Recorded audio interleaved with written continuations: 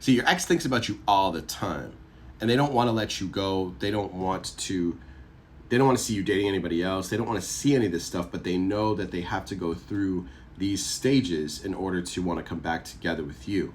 So the psychology and understanding where they're coming from is the easiest way to navigate this. And I'm going to tell you what I did to get, all of my exes to come back, right? It's a very simple thing. It's too simple, almost way too simple. People understand. But I'll tell you what I give for advice for all of my thousands of clients that I've had over the years through phone calls, text sessions, stuff like that. If you want one of those, it's in the bio. So it's understanding this chart really on a fundamental level, but I'll tell you real quick what it is.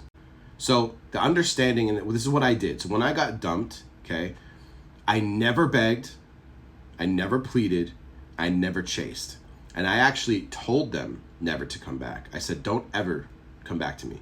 And the reason why I said that was because the first time I got dumped, I got cheated on at the same time. So I said, yo, get the fuck out of here. I don't want to see you. I don't want to hear from you, nothing. And lo and behold, 3 months later, she comes around. She's like, I made a mistake. Now, we were 16 or something like that. It was a long time ago. And so, you can chalk that up to youth. But after that, relationships and I got dumped a lot. So relationships ended, I always, with me getting dumped a lot.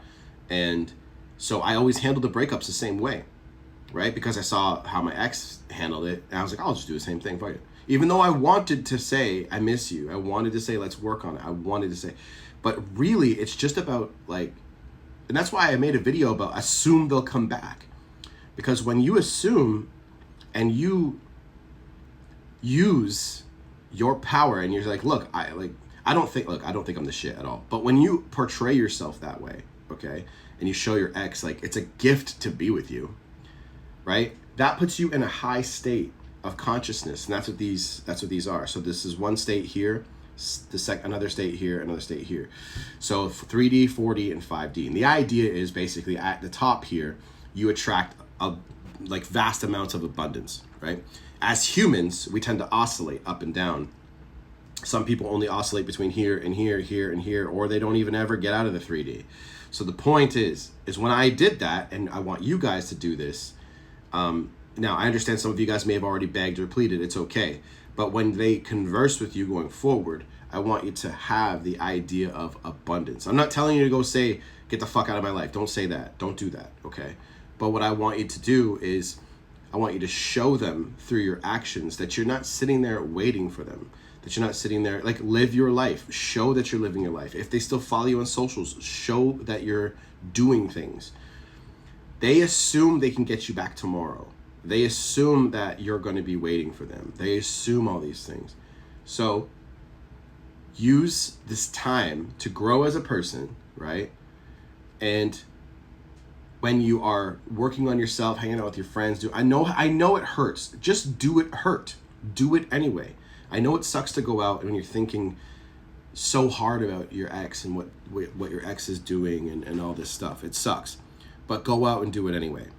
And what you end up doing is you get into you're tapping into a certain kind of energy when you're working on yourself, and you kind of have these goals and these dreams and aspirations you want to do for you. That's why every one of the coaches always says, work on yourself, but they never explain how or why or what it does energetically, right? This is what it does energetically. It's attractive behavior, okay?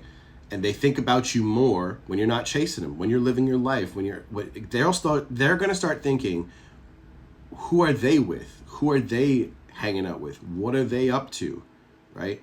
Am I going to lose this person? And that's right there.